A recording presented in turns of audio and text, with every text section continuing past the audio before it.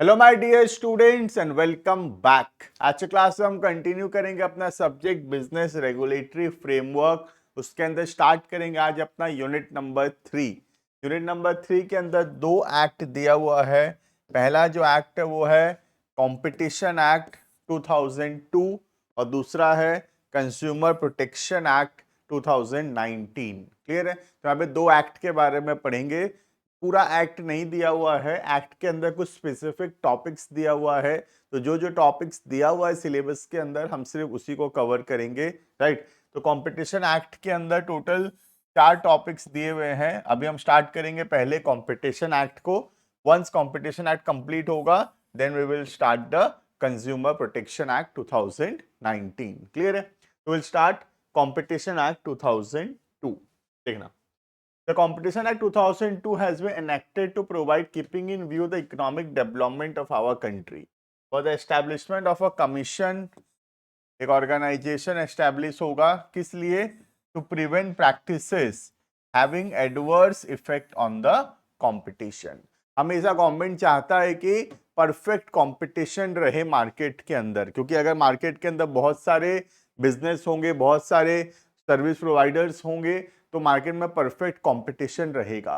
और अगर मार्केट में परफेक्ट कंपटीशन रहेगा तो किसी भी एक पार्टी का मोनोपोली नहीं हो पाएगा और जो प्राइस है वो सही रहेगा। हमेशा तुम देखे होगे जब बहुत सारे सेलर्स होते हैं तो प्राइस जो होता है वो कम होता है, लेकिन अगर किसी का मोनोपोली अकेला इकलौता सेलर है तो उसका प्राइस हमेशा ज्यादा होगा। Right?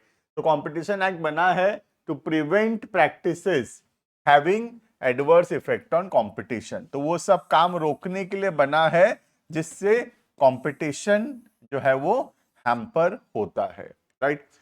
To promote and sustain competition in the market, to protect the interest of the consumers. जो लोग सामान खरीद रहे हैं उनके साथ चीटिंग ना हो, उनके साथ फेयर प्रोडक्ट्स मिले, फेयर सर्विसेज मिले, इसका ये ऑब्जेक्टिव है कंपटीशन एक्ट का। क्लियर है? And to ensure freedom of trade carried on by other participants in the market. और हर एक बिजनेसमैन आराम से फ्रीली बिजनेस कर सके, उसको कोई भी तरीके का जो है ये ना हो कि कोई मोनोपोली कर रहा है या कोई बिजनेस करने से रोक रहा है, कोई सामान बेचने से उसको रोक रहा है, कोई सर्विस प्रोवाइड करने से उसको स्टॉप कर रहा है। ऐसा कुछ भी नहीं होना चाहिए। राइट? तो कंपटीशन एक्ट का ऑब्जेक्टिव है कि मार्केट के अंदर एक परफेक्ट कंपटीशन बना रहे, कोई भी किसी को रोके ना कोई भी बिजनेस करने से, सब फ्री है, आराम से वो लोग लीगल बिजनेस जो है वो कर सकते हैं। क्लियर है?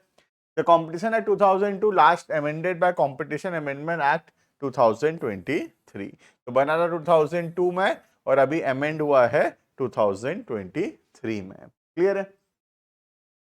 देना ऑब्जेक्टिव्स एंड बेसिक कॉन्सेप्ट्स। क्या क्या ऑब्जेक्टिव है कंपटीशन एक्ट का? पहला, economic efficiency. Economic efficiency refers to efficient use and allocation of economies resources. Country का जो रिसोर्सेस है वो सही से यूज हो। Competition tends to bring about enhanced efficiency in both static and a dynamic sense by disciplining firms to produce at the lowest possible cost। तो जब भी मार्केट के अंदर कंपटीशन होता है तो बिजनेसमैन हमेशा कम से कम प्राइस पे गुड्स को प्रोड्यूस करने का कोशिश करेगा, क्योंकि देखो अगर मैं नहीं करूंगा कम प्राइस पे प्रोड्यूस तो कोई मेरा कॉम्पिटिटर जो है वो कम प्राइस पे प्रोड्यूस करके बेच देगा सामान टू द कस्टमर। तो हमेशा मैं चाहूंगा कि मैं कम से कम प्राइस पे कस्टमर तक गुड्स अवेलेबल करवा पाऊं, और मैं कम प्राइस पे कब अवेलेबल करवा पाऊंगा? जब मैं कम प्राइस पे उसको प्रोड्यूस करूंगा। क्लियर है? और कम प्राइस पे प्रोड्यूस करने के लिए मुझे रिसोर्सेज को एफिशिएंटली यूज करना पड़ेगा। लेकिन वहीं अगर मोनोपोली होता, कोई कॉम्पिटिटर नहीं है मेरा, तो मैं बहुत हाई प्राइसेस पे सेल कर सकता हूं। तो जब मैं हाई प्राइसेस पे सेल कर सकता हूं तो मैं कोशिश नहीं करूंगा बहुत कम प्राइस पे प्रोड्यूस करने का, जिससे रिसोर्सेस का वेस्टेज होगा। क्लियर है? तो डिसिप्लिन लाता है, कंपटीशन डिसिप्लिन लाता है बिजनेसेस में कि वो कम से कम कॉस्ट में प्रोड्यूस करें and pass this cost saving to the consumer, और कम से कम प्राइस पे गुड्स को कंज्यूमर तक अवेलेबल करवाएं। And motivating firms to undertake research and development, और कंपटीशन हमेशा मोटिवेट करता है बिजनेस को कि वो कुछ ना कुछ नया करते रहे कस्टमर के नीड्स को पूरा करने के लिए। क्लियर है? इसलिए कंपटीशन हमेशा बहुत जरूरी है हमारे लिए भी।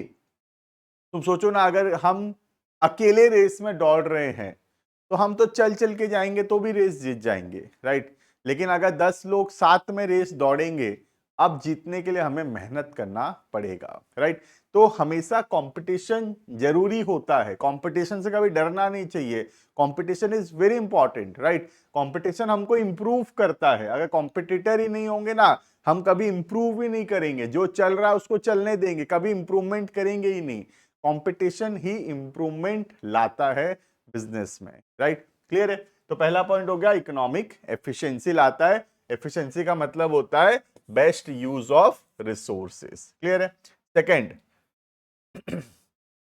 It leads to economic growth and development. Country का ग्रोथ एंड डेवलपमेंट होता है इससे। कैसे देखना, economic growth, the increase in the value of goods and services produced by the economy, it is a key indicator of economic development. ज्यादा से ज्यादा goods and services produce हो पाएगा, और जितना ज्यादा गुड्स एंड सर्विसेज प्रोड्यूस होगा country का, उतना ज्यादा इकोनॉमिक डेवलपमेंट होगा। कंट्री का जीडीपी बढ़ेगा, पर कैपिटा इनकम बढ़ेगा, नेशनल इनकम बढ़ेगा।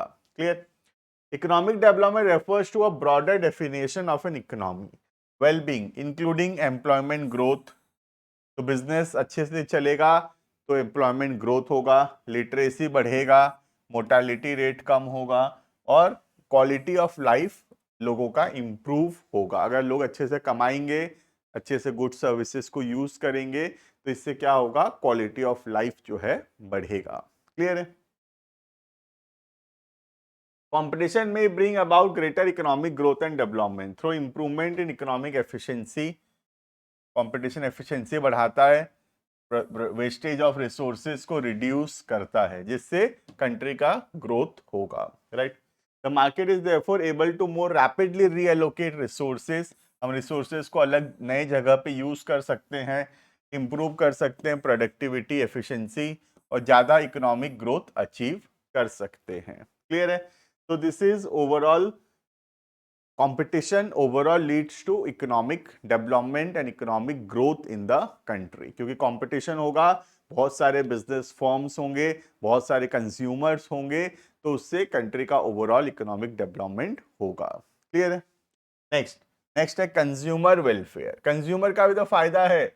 अगर मोनोपोली रहेगा तो महंगा में सामान मिलेगा और लिमिटेड चॉइस होगा, जो मैं बेच रहा हूं वही कंज्यूमर को खरीदना पड़ेगा। लेकिन जब परफेक्ट कंपटीशन होगा, बहुत सारे दुकानदार होंगे, तो हम बहुत सारा हमको वैरायटी मिलेगा और बेस्ट प्राइस मिलेगा।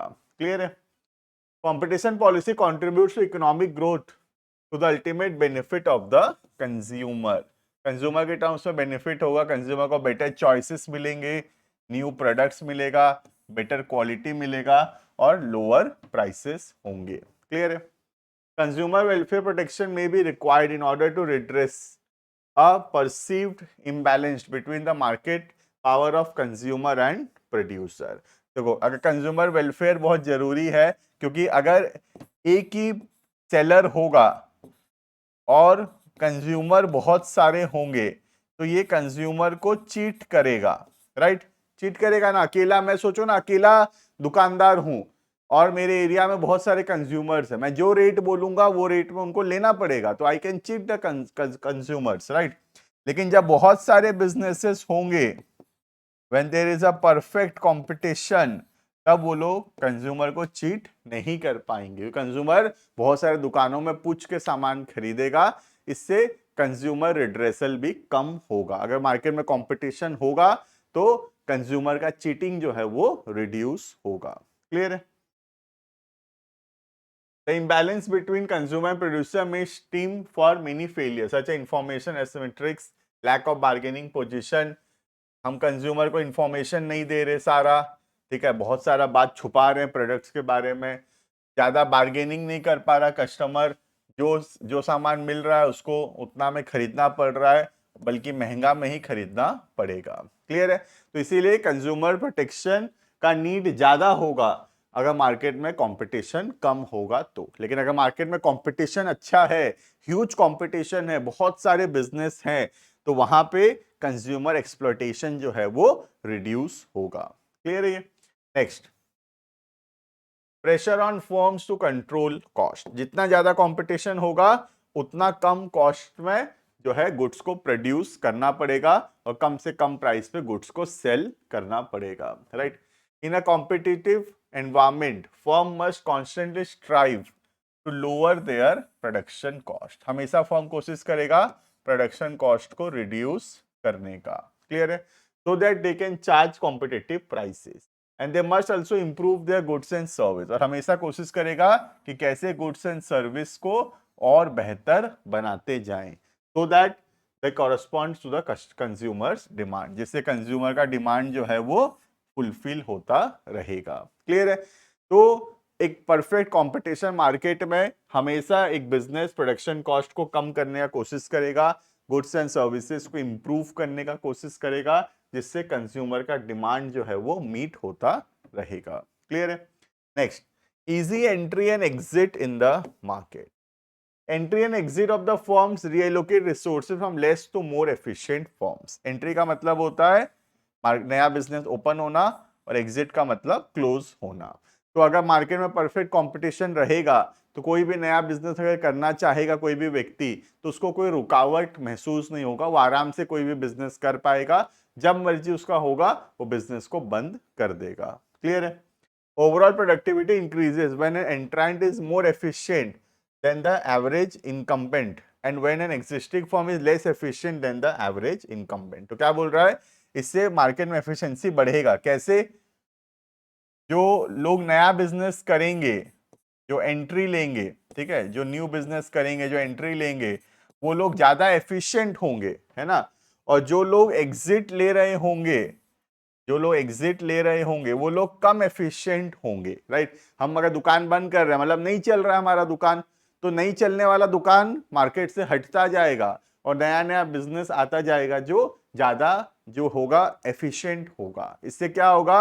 मार्केट में ज्यादा एफिशिएंट बिजनेस ओपन होगा और जो लोग इनएफिशिएंट होंगे वो मार्केट से हटते जाएंगे। क्लियर है? Next, encouraging innovation. ये तो वही सेम चीज लिखा हुआ है, ठीक है। Next, encouraging innovation. जितना ज्यादा कंपटीशन होगा उतना ज्यादा कोशिश करेंगे बिजनेस कि नया नया प्रोडक्ट्स वो लोग इंप्रूव करें, कैसे अपना सर्विसेज को और ज्यादा बेटर बनाएं, right. Innovation act as a strong driver of economic growth through the introduction of new or substantial improvement in the products and service and the development of new and improved process that lowers the cost, जिससे cost कम होगा और overall जो efficiency है वो बढ़ेगा। Clear है? Incentives to innovate are affected by the degree and type of competition in the market. कितना ज्यादा इनोवेशन होगा वो डिपेंड करता है मार्केट में कितना कंपटीशन है। अगर बहुत स्ट्रॉन्ग कंपटीशन है मार्केट में तो इनोवेशन भी बहुत स्ट्रॉन्ग होगा, क्योंकि ज्यादा कंपटीशन में लोग ज्यादा कोशिश करेंगे कैसे और बेटर प्रोडक्ट्स बनाएं, ठीक है। लेकिन अगर कंपटीशन कम है मार्केट में तो इनोवेशन भी कम होगा। क्लियर है? Next, pressure to improve infrastructure. अगर कंपटीशन होगा तो मार्केट में इंफ्रास्ट्रक्चर ग्रोथ होगा, राइट। देखना, competition puts pressure on communities. Community मतलब सोसाइटी, गवर्नमेंट, है ना, सोसाइटी हो गया, गवर्नमेंट हो गया, इनके ऊपर प्रेशर पड़ता है कि वो लोग कंपटीशन की वजह से roads, bridges, docks, airports, communication, education, ये सब और ज्यादा इंप्रूव होगा, क्योंकि इन सब के बिना बिजनेस कर पाना पॉसिबल नहीं है। तो जो मार्केट में बहुत ज्यादा कंपटीशन बढ़ेगा, बहुत सारे बिजनेसेस होंगे, तो गवर्नमेंट भी, सोसाइटी भी ये सब इंफ्रास्ट्रक्चर डेवलपमेंट पे ध्यान देगा और ये सब इंफ्रास्ट्रक्चर डेवलपमेंट होगा उससे। क्लियर है? नेक्स्ट, बेंचमार्किंग, ठीक है। Competition also contribute to increase productivity by creating possibility of benchmarking. Productivity बढ़ेगा, प्रोडक्टिव मतलब क्या? एफिशिएंसी बढ़ेगा, कम से कम कॉस्ट पे हम रिसोर्सेज का बेस्ट यूटिलाइजेशन कर पाएंगे। The productivity of a monopolist cannot be measured against rivals in the same geographical market. But a dose of competition quickly will expose inferior performance. बोला अगर मोनोपोली है तो तुम अगर खराब भी हो तो भी चलेगा, क्योंकि किसी को पता नहीं चलेगा कि तुम खराब हो। सोच लो मैं अकेला पढ़ाता हूं, एग्जाम्पल के तौर पे सोच लो मैं अकेला पढ़ाता हूं, तो मैं खराब भी पढ़ाऊंगा ना, किसी को पता नहीं चलेगा मैं खराब पढ़ाता हूं, क्योंकि मैं अकेले पढ़ाता हूं, बाकी लोग किसी और को देखे ही नहीं है, सिर्फ मुझसे ही पढ़ते हैं। तो अगर मैं थोड़ा खराब भी हूं, इनएफिशिएंट भी हूं, तो कोई दिक्कत नहीं है, क्योंकि किसी को पता ही नहीं चलेगा। लेकिन जब बहुत सारे लोग पढ़ाएंगे, अब अगर मैं खराब पढ़ाता हूं तो मैं एक्सपोज हो जाऊंगा। क्यों? क्योंकि अब मार्केट में कंपटीशन आ गया है, कॉम्पिटिटर मेरे से बेहतर कर रहे हैं, तो अगर वो लोग बेहतर करेंगे तो फिर कोई मेरे पास नहीं आएगा। क्लियर है? तो इसीलिए कंपटीशन बहुत जरूरी है। कंपटीशन एक्सपोज करता है इनएफिशिएंट लोगों को। मोनोपोलिस्टिक में क्या होता है, इनएफिशिएंट लोग भी चलते रहते हैं, जो खराब पढ़ाते हैं, खराब प्रोडक्ट्स दे रहे हैं, खराब सर्विस दे रहे हैं, फिर भी चल रहा है क्योंकि अकेले हैं। लेकिन जिस दिन मार्केट में कंपटीशन आएगा उस दिन ये लोग बंद हो जाएंगे, right. A monopolistic may be contented with mediocre productivity. एक मोनोपोलिस्टिक बिजनेस चल जाएगा थोड़ा बहुत प्रोडक्टिविटी होने से, but a firm bathing in the competition market, लेकिन जहां पे कंपटीशन है वहां पे वो लोग पीछे नहीं रह सकते, वहां पे उनको बहुत स्ट्रॉन्ग जो है इन्वेस्टमेंट करना पड़ेगा अपने राइवल्स के अगेंस्ट, अपने कॉम्पिटिटर्स के अगेंस्ट। क्लियर है? तो सिंपल सा बात है, जो अगर बोल रहा है कि अगर मोनोपोली है तो तुम थोड़े खराब भी हो तो भी चलेगा, क्योंकि और कोई है नहीं, राइट। तुम सोचो ना, एक एरिया में एक ही होटल है, तो वो होटल का सर्विस खराब है तो भी तो वही जाना पड़ेगा ना, क्योंकि कोई ऑप्शन नहीं है, दूसरा ऑप्शन नहीं है, तो वही जाना पड़ेगा। लेकिन अगर 4 होटल और खुल जाए अच्छे अच्छे, तो फिर ये खराब होटल कोई नहीं जाएगा, क्योंकि अब 4 होटल का और ऑप्शन ओपन हो चुका है। क्लियर? तो हर जगह कंपटीशन बहुत जरूरी है। कंपटीशन से गुड्स, सर्विसेज, इंफ्रास्ट्रक्चर, ठीक है, ये सब कुछ इंप्रूव होता है। क्लियर है? हेंस कंपटीशन एक्ट हमेशा प्रमोट करता है मार्केट में एक परफेक्ट कंपटीशन को, और कोशिश करता है कि मार्केट में हमेशा परफेक्ट कंपटीशन बना रहे। क्लियर है? तो this is all about today. हम पढ़े कंपटीशन एक्ट क्या होता है, क्या ऑब्जेक्टिव है कंपटीशन एक्ट का। बाकी कंटिन्यू करेंगे इसको आगे के क्लासेस में। Thank you and bye bye.